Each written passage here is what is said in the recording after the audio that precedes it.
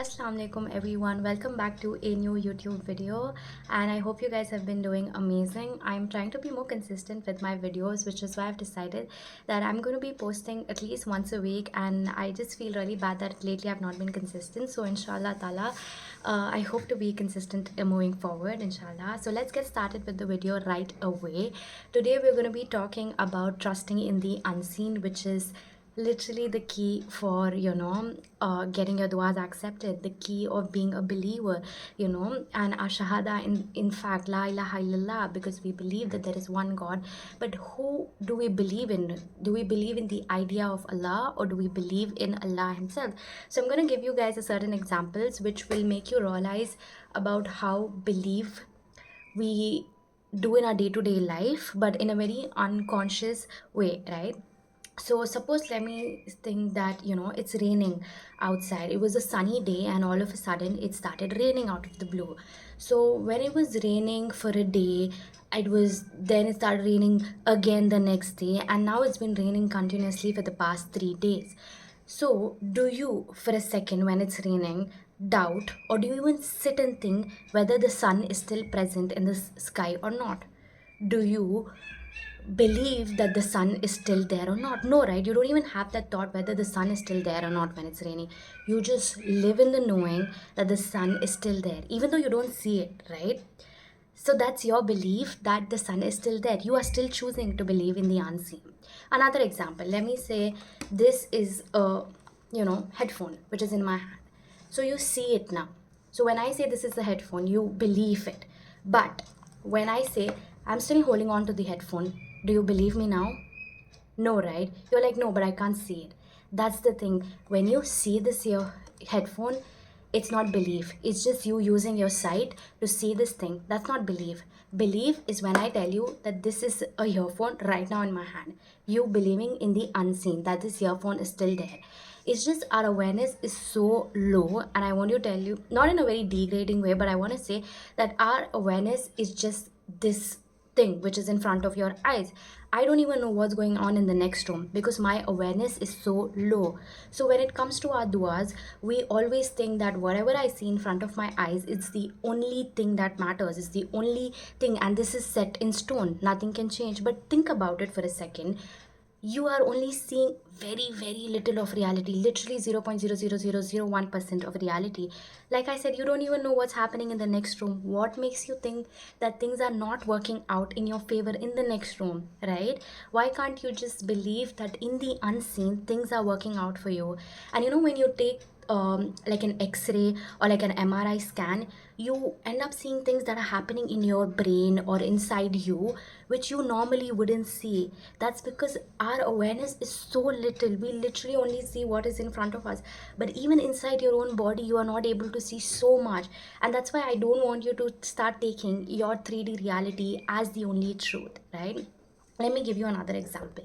So imagine you have a week off or you have a day off and you're alone at home. So today you're very comfortable knowing that it's your day off, nobody can disturb you, you don't plan on meeting anyone, and you've just decided that today I'm going to treat myself, I'm going to have like the best day ever, and I'm not going to interact, I'm just going to chill and watch a movie. So now you go and switch on a movie on Amazon Prime, and you selected your movie, your favorite movie, and you've started watching it, right?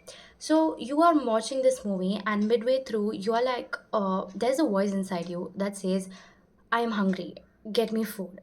So that is your consciousness that tells you that, what, get me food. Like, you're wondering how this has to do with the unseen, but you'll know it by the end of the, this example. So you're like, okay, now I need food. So you go to the kitchen because you want to satisfy this hunger. You're not going to go take a bath because you're hungry. You're going to go to the kitchen and find food, right? So now you go to the kitchen and you start looking for, any vegetables or fruits or whatever is there. So you see the ingredients are lying there, but you have already decided that today is your day. So you want to feel special. You don't want to eat the, every day, whatever it is that you eat. You want to eat something special. So now you make a choice. You could either call in a friend and ask them to bring you food while they're on their way, to visit you, or you could go out and dine out, sorry, or you could just visit a neighbor or a relative and just go and eat food at that place. But here you are making a choice saying that, you know what, I'm going to order in food, because this is, like I said, you've already, made up your decision that I want to have like the amazing day ever. So why would I change and, put in the effort and go out and everything? I'm just going to order food. It's going to come to me least amount of effort, right? That is your subconscious giving you ideas about the least amount of effort put in and then still get your desired result, right? So now now that you've decided, you know what, I'm going to order in food, you go to the food application, you start seeing, all the things that are available. Like, you feel, you suppose you see the picture of a Chinese, cuisine, and then you're like, instantly in your head you think of Chinese, and you're like, no, I don't feel like eating Chinese. In a fraction of second you've made that decision. We don't even think so much, because you smelled it in, you saw it in your mind's eye, and then you said, nope, today I don't feel like eating Chinese. Then you scroll down, and then you see something else, like a sandwich or something, and again the picture of a sandwich pops up in your head, and immediately the taste of it pops up, and you're like, nope, I don't feel like eating a sandwich. And then you continue scrolling, and then you see a pizza, and now you're like, yeah, pizza is the one that is going to give me the maximum fulfillment. So what I'm going to do is I'm going to order in pizza. So you go inside the app, the menu, order in a pizza, and because this is your day, you also add things like, a chocolava cake, and then, a cold drink or whatever it is that is going to give you maximum pleasure. And then you end up, checking out, and, see, here's the thing, okay, here's the catch. Your body only needed food, so whichever form you give it is going to take it. Your body does not need you to give the best food. When it comes to survival, it will eat whatever. It will eat saltless, it'll eat sugarless, anything. But you have a desire. So listen, there is a difference between a need and a desire. Your body needs food, and that need has been provided by Allah. That need has been created by your is going to be provided by your creator the moment you were born, right? Because Allah has promised that in the heavens is your provision, and the entire ecosystem is being provided for, even though we never ponder upon these things, right? So I'm still going to tell you how this all has to do with the unseen, right? So this is your need, your body's need, right? But your desire is asking you to go above and beyond and treat yourself today. Get that damn pizza and eat it, right? So now you order in the pizza, and what do? Once you've placed the order, do you immediately call the restaurant and be like, it's been 1 minute, where is my pizza? Right? So you don't call up the restaurant and immediately ask, where is my pizza? Because you know that from the moment you have placed that order to the moment that you receive it, there is a process that's going to take place, right? So you don't even question, who is going to make that pizza for you. Like, is the chef qualified enough to make a pizza? You don't even question if they're going to poison your food, because you have that trust in the fact that this random person who you've never met, this restaurant that you don't know of, is not going to poison your food, right? And to the degree that you are not even going to question the rider who's going to bring about the pizza to you, right?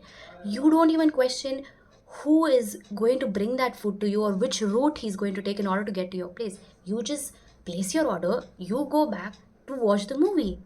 That 30 minutes you don't even think about, how is it going to be prepared, are they, cleaning everything, is it hygienic? No, you chose to believe a completely random restaurant, because you have that belief, right? Why is it that when it comes to Allah we don't have that belief? Just because you don't see the sun one day, you don't stop believing that the sun is going to come out, right? But why is it that with Allah, we in our moments of despair, we just think that Allah is not seeing us, when he's literally said that he's always seeing, he's always watching us, right? This is our own mindset, that we think that Allah is not aware, but does that mean he's not there, right? Another thing that I wanted to share about belief is, for me, one of the strongest acts of believing in the unseen is giving sadaqah. And I'll tell you why. Because money is something that people fight with, even with their own blood, right? They'll fight with their siblings, they'll fight with anybody for money, right? But what is it about sadaqah that makes it so beautiful that it has a gate in Jannah, is that in sadaqah you are being guided. First of all, you cannot do anything except by the will of Allah, so you are being guided to give this sadaqah, okay? And you are giving it from your own pocket, right? And that is the biggest key in the unseen, because people are stingy when it comes to money, but you still choose to give money, which is a huge thing, because money is like I said, it makes people fight, it makes people go to war, right, for all the bounty and everything. So You are choosing to give sadaqah because you believe that, you know what, I'm investing in my Jannah. This is a direct investment to my hereafter, right? And as a result of it, because Allah is so kind and so merciful, He is also going to give you the reward of sadaqah in this dunya, subhanallah, right? So why is it that when we can believe that the sun is there, that we can believe that the person who's, making food for you and he is going to send it to you, but you live in such certainty that these things are happening? Why is it that when it comes to your own creator, the one who made you, the one who's literally giving you the permission to, watch this video, why is it that we fail to trust our creator? Because when you believe Allah with that conviction, it changes everything. You knowing that, you know what, nothing can touch me, and that's why there is this ayat that says nothing will happen except for what Allah has decreed. And that puts me in so much relief, knowing that nothing can go wrong. Even if, like, I lose, nauzubillah, if I lose like a body part, I know that is not the worst thing that can happen to me, because it's a dunya thing. It cannot get any worse, because no matter how bad it is, it's just the dunya. It is literally just the dunya, and nothing will happen except for by the decree of Allah, right? So I just want to say, what is stopping you from believing in the unseen? Because trust me, your faith is going to be rewarded. Your trust in Allah is going to be rewarded in this dunya. I'm not even talking about the akhirah for that matter.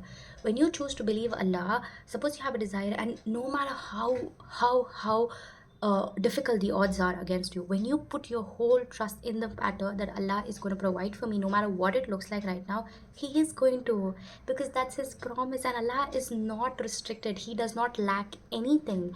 So why would you not place that kind of trust in Allah to get whatever it is that your heart desires, right?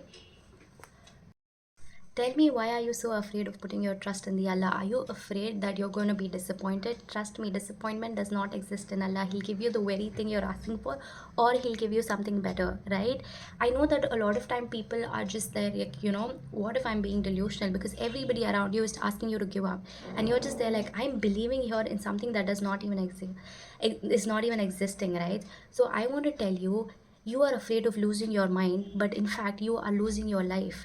And I'm of the school that lose your mind, because instead of losing something, you will actually gain something. Because literally, tell me why the non-believers are getting so much in the dunya when we are still, stuck with, should I believe, is it not good for me? The non-believers are getting everything that they're asking for because they have such conviction in the unseen. And this is literally what drew me to manifestation, that how are non-Muslims more successful in the dunya than Muslims, right? Because they know what they want, and they have firm conviction that, you know what, this is for me, it's going to come for me. And that is something I never thought that I learned from a non-Muslim. That is something that I never thought that I learned from YouTubers or coaches about manifestation, because that's something I thought that a sheikh would teach me in my life. But unfortunately that didn't happen, because we are constantly, being told that, like I said in my previous video, our introduction of Allah into our lives is so weird, or at least for me, I don't want to speak for anybody else except for myself, that I was always thought that Allah is angry with me. So now when you ask me to trust in the unseen, to trust in Him, it's gonna be difficult for me to trust in Him, because my whole life I was taught that He didn't like me. So for me to believe in Him is difficult for me. But it all comes down to you and Allah guiding you. Allah is always guiding you, but you taking that step, right? So here's the thing, okay? It's only delusional until it works. And after that, it's faith. All those who told you you can't make it are actually going to come to you and ask you, how did you make it, right? And you know the key of how you made it. You put your trust in Allah. Trust me, putting your trust in the unseen, putting your trust in Allah is the key to manifest. It's not only going to give you good things in the dunya, but it's also going to make you win in the akhirah. So when you think about it, it's a win-win for you regardless. So don't be afraid to put your trust in Allah. You have absolutely nothing to lose here. You only have to win here. It's okay if you don't believe in Allah, but Allah believes in you. He believes in you to prosper. He believes in you to be better. He believes in you to be in Jannah. I hope you guys benefited from this video. Jazakallah khair.